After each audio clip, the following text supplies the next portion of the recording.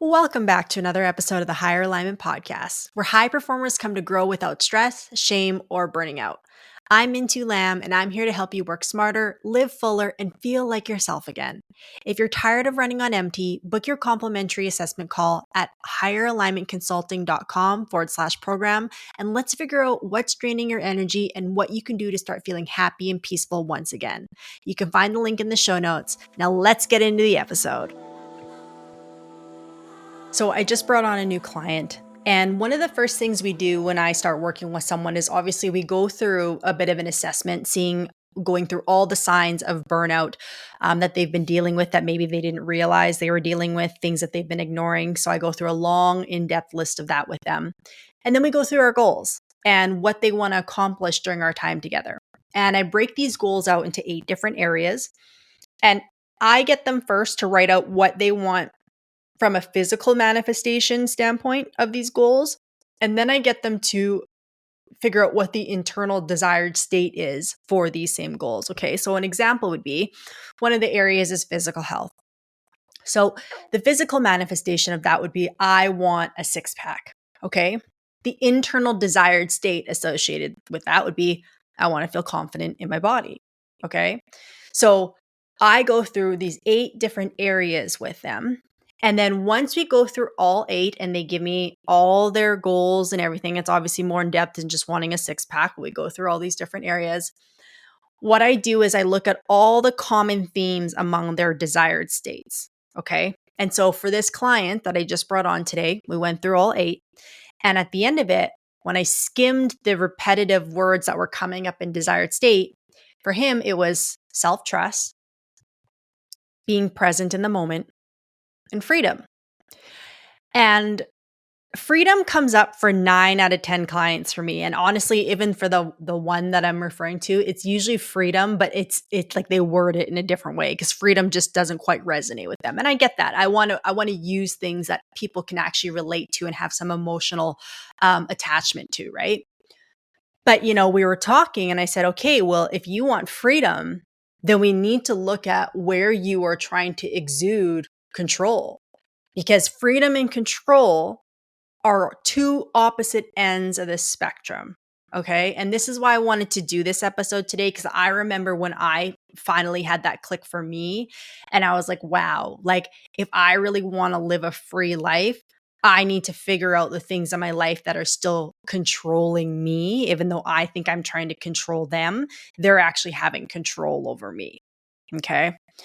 So let's talk about freedom for a moment, because I think freedom, especially in North America, um, we all perceive that we're free, and we are to an extent. There are obviously places in the world where people have way less rights than we do.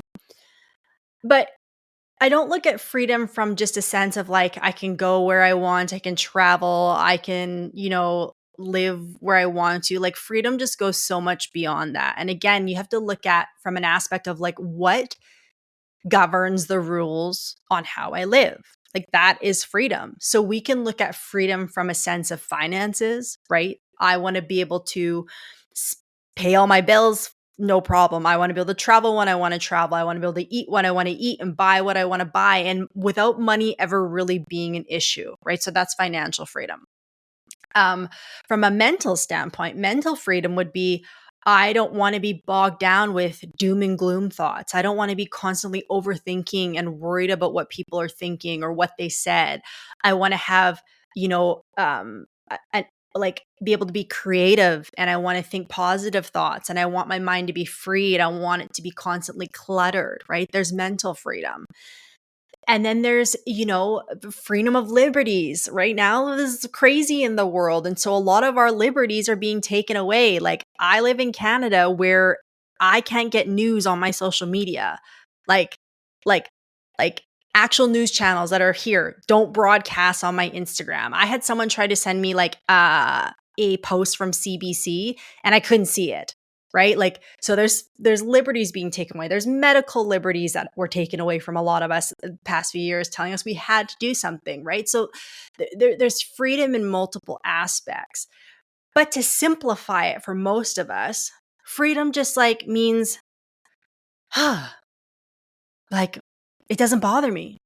Whatever constraints are around me don't bother me. They don't have power over me. They're not holding me hostage. I'm not living my life because I have to abide by these things, right? And Peter Crone has a wonderful, uh, a wonderful saying, and he says, "Life will present you with situations and people to show you where you're not free yet." Which essentially means anything that triggers you or you feel like you need to control is where you're not free.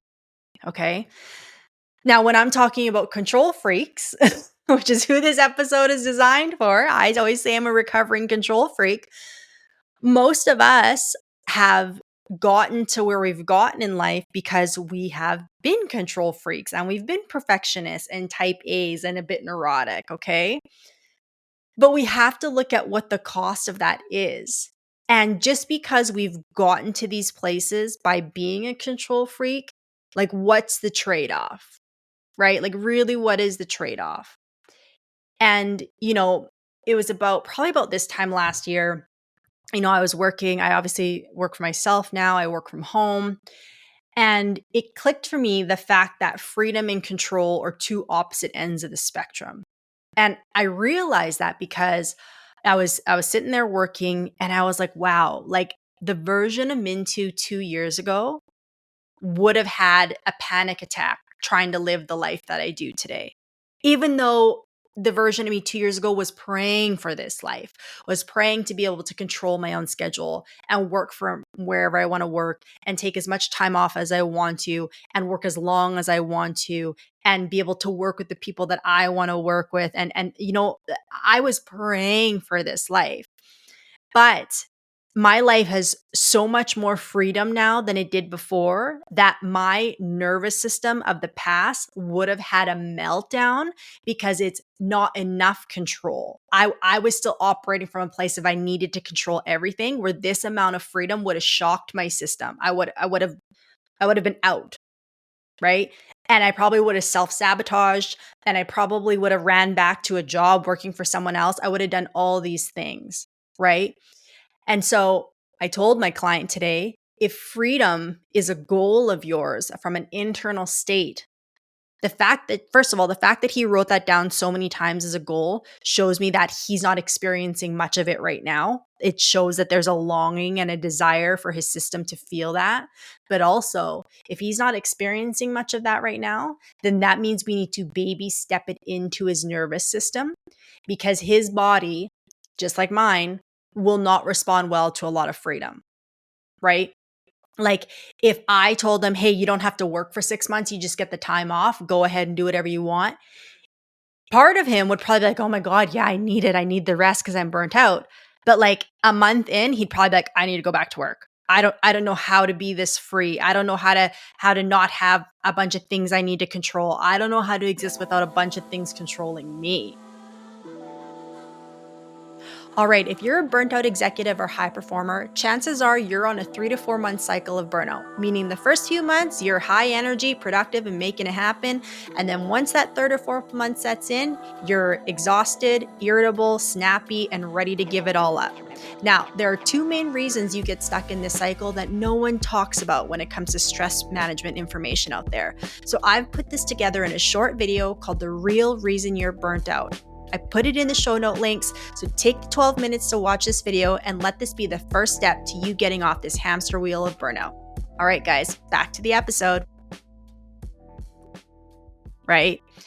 And so, an everyday example is our emails, right? I know a bunch of you check your email constantly, even when you're not at work or even when you're on vacation. I was one of them, right? I was one of you. I'm a recovering control freak, right? Where I used to be on vacation and I would just constantly go into my email and refresh and refresh and refresh like 10 times a day.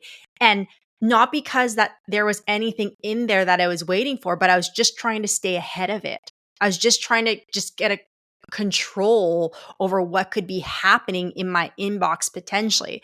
So then I'm checking my email once an hour while I'm laying on the beach. If I don't have good service, I'm walking to find it so I can just refresh my damn email, right? To see if anything came through. And here I am thinking I just want to have control over the situation when really my email had control over me, right? Like, think about it. Who was really owning who in that moment?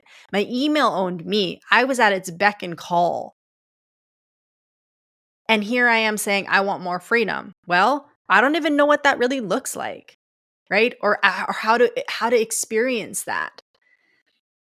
And so, again, I think all of us want freedom in some way, shape, or form.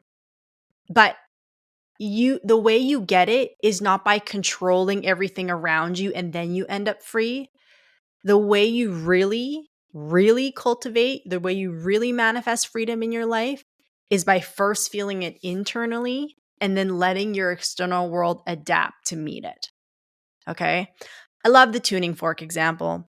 And so, if you know what a tuning fork is, it's the little Y shaped fork. And when you hit it, it usually rings out with a type of frequency. It's always tuned to a certain amount of hertz. And it can be, there's sound associated with it, but there's also a certain vibration. So tuning forks have been used to like heal ailments. Like if you have a physical ache in the body, you can get certain tuning forks that you can place on it, and the vibration can help clear out any like trauma or any pent up energy that's preventing the recovery. They're really powerful tools. But let's say you have a tuning fork that's, at the frequency of 444 hertz. Okay. So that's the frequency that rings out when you hit it.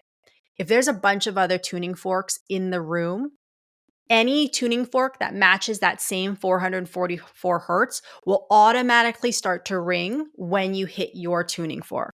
So you hit this one and the rest of them start to vibrate, the ones that match, not the ones that are at 500 hertz or 300 hertz, the ones that are 444, the ones that match. Okay. This is how energy works. This is how radio frequency works, right?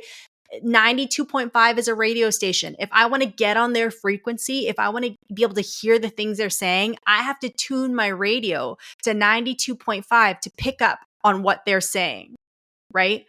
It's the same thing in our life. So if you want a life that's based in freedom, where you feel like you can just be at peace, where you can be present, where you can do what you want, say what you want, go where you want, the first place you have to find that freedom is internally. Okay.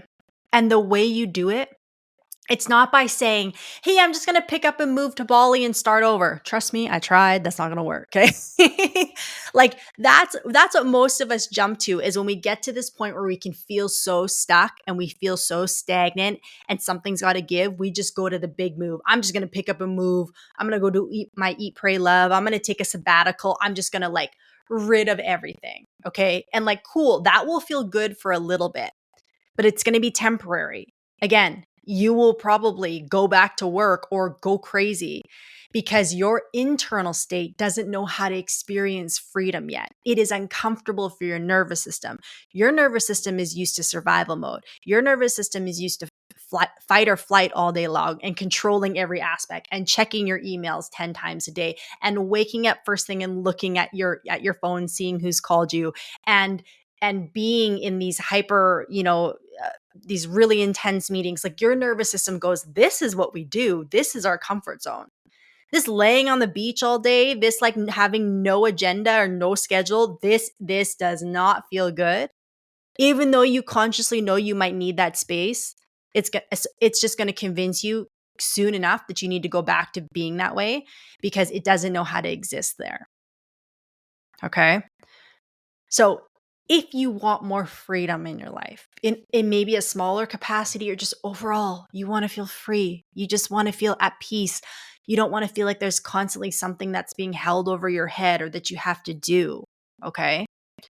You need to introduce it in baby steps to your system so that your nervous system and your body and your mind can go, oh, this is what this feels like. Oh, this is actually quite nice. Oh, I want more of this. And the more you introduce this to your system in baby steps, the more comfortable it will feel, the more your system's naturally going to crave it, and you're going to start attracting situations that allow you to be free. Okay? So let's walk this through. Let's workshop this. So let's use the email example. Okay? Right now, you're checking your email once every hour while you're on vacation, okay? Not really free. You're not present. You're not enjoying the moment. I don't care what anyone says, you're not. So now we have a choice, okay? Every time you go to pick up your phone to refresh your email, you need to pause and you need to ask yourself, is this control or is this freedom? If this is control, every time I check my email, I'm going to reinforce that my phone, my work, my email owns me. And as long as it owns me, I will never be free. Okay. Or you could say, I'm not going to choose to check my email right now because subconsciously I know there's probably nothing there. And instead, I'm going to put my phone down and I'm going to choose freedom. And by the way, I'm not saying you can't check your phone at all, but like be intentional. Maybe you check it once in the morning, once in the afternoon, and that's it, right? Not this unconscious, subconscious pick up and scroll, pick up and refresh, pick up and refresh. You guys all know what I'm talking about, okay? I'm not saying you never check your email and just let it all just build up. I mean, honestly, on vacation, I hope you don't, but I know that's not always realistic depending on your responsibilities and your role. But you can be way more intentional, like checking it once in the morning and checking it once in the afternoon, right?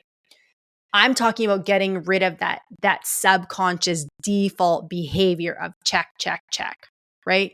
So if you can say no to that and you can say, no, I'm not going to pick up my phone and refresh right now. I'm going to put it down and I'm going to go back to drinking my pina colada on the beach, whatever it is. I'm going to go back to reading my book on the beach and you let it be.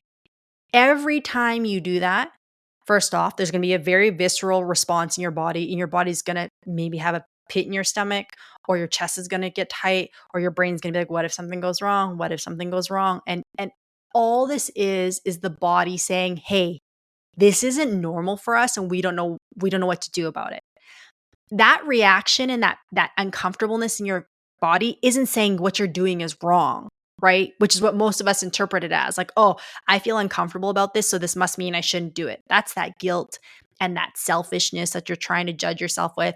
That feeling that comes up is not a sign that you're doing anything wrong. It's just a sign that you're doing something different, right? And in this case, different is good. Okay. But I promise you, every time you decide to put your phone down instead of refreshing your email, it's going to get a little bit easier. Okay. So if you're checking your email 10 times a day and today you just only do it 3 times, guess what? Those 7 times that you consciously said no and you worked through the discomfort in your body, because your body essentially thinks it's going to die when you do that. Okay. I know that sounds dramatic, but that's what survival mode is. The nervous system goes, the only way we've succeeded, the only way we've been accepted and loved and survived is by checking our phone this much, by being a control freak. And so now you're telling me not to do that? Like, whoa, don't know how to exist like this, right? So literally, that visceral feeling, that very real discomfort that comes up when you don't go to check your email, it's going to trick you into thinking you're doing something wrong. And then you're going to attach a story to it and being like, I'm being lazy. What if I miss something? This is going to look unprofessional. I'm going to have so much work on my plate when I get home. If I don't do this now, it's just going to pile up and it's going to attach all these stories to it. Okay. But what's happening is these stories are just trying to place the discomfort in your body, when all the discomfort is telling you is this is different. Not bad, not wrong, not lazy, not weak, not failing, just different. Okay. But you have to do this incrementally. You have to introduce these in little moments. And then ideally, when this discomfort comes up, you regulate. Okay. So when you go to check your email and then you put it down instead, and instead you start spinning and your chest gets tight and your head's got all these stories in it and your foot's tapping and you're like, like you just want to pick it up and check so bad to like get that fix of control. You need to go do something else. You need to get out of your head and into your body. You need to go do 10 jumping jacks. You need to go do a light stretch. You need to go for a walk. You need to go out in the sun. You need to do something that activates the body and gets you out of your head. Because if you stay in your head, you're going to pick up that phone. I'm just telling you now, you will pick up that phone because your subconscious is going to default and say, we don't need this. I don't know. Freedom, schmeedom, who cares? I want to feel good right now and I need that control to do it. But this is a slippery slope. And this is how you stay owned and trapped and controlled by all these things in your life that really you're the one that should be free of, right? So I'm telling you this to say that if you feel like that right now, if you're craving more freedom in your life, you absolutely can have it.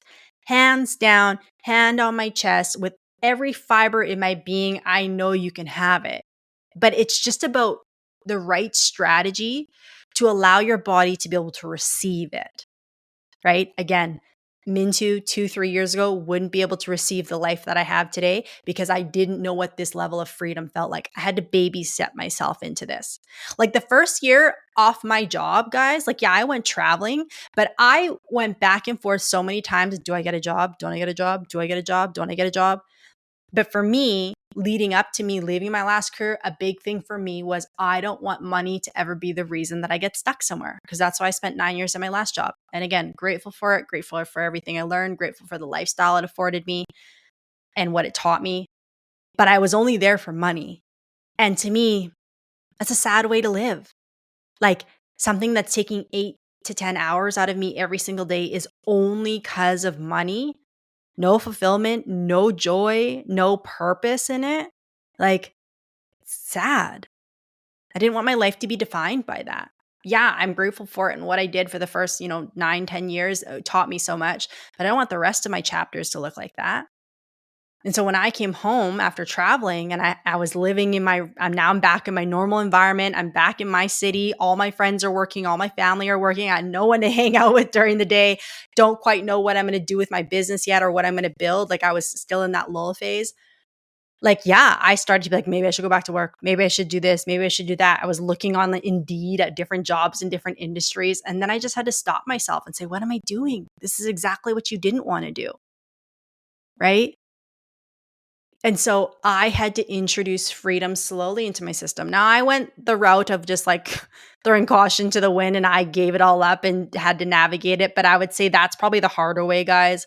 Like you can start introducing freedom into your life a lot sooner in smaller doses so that when you get to that point of maybe wanting to make a big decision of welcoming freedom into your life, it won't feel so scary. Right. And actually, as I'm talking about it now, I was doing that up to the point of leaving my job. Like I was not putting in as much hours because the extra hours I was putting in before was not because I had to. It's not because my boss wanted me to. Sorry. It's because I felt like I had to prove myself. There were so many times where I stayed late. My boss would be like, what are you doing here? Like, my partner can handle it. He's like, he can handle it. And I'm like, oh no, I just want to make sure it's done right. And he'd be like, okay, like cool. And like, yeah, did that let him know I was like a team player and he could trust me? Of course, but he never expected it. I just did it all to myself. Why? Because I was a control freak.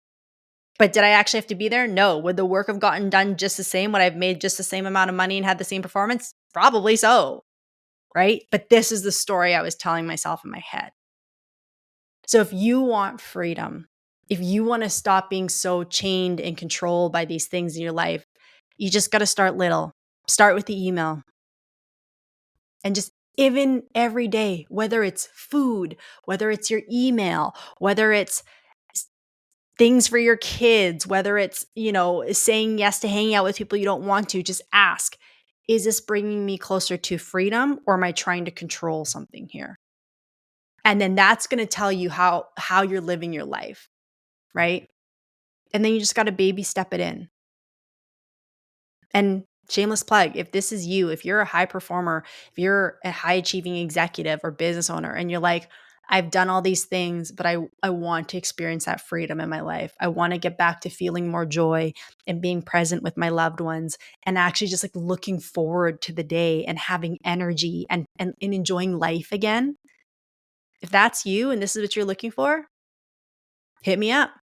This is what I do. This is what I do for high performing, high achieving professionals. I teach them how to have true freedom, not just externally, but internally as well. All right, guys, thanks for tuning into another episode of the Higher Alignment Podcast. If you got something out of this episode, I would ask that you please go subscribe and leave the podcast a 5-star review so that it can help find its way to other people who are having a hard time and need support.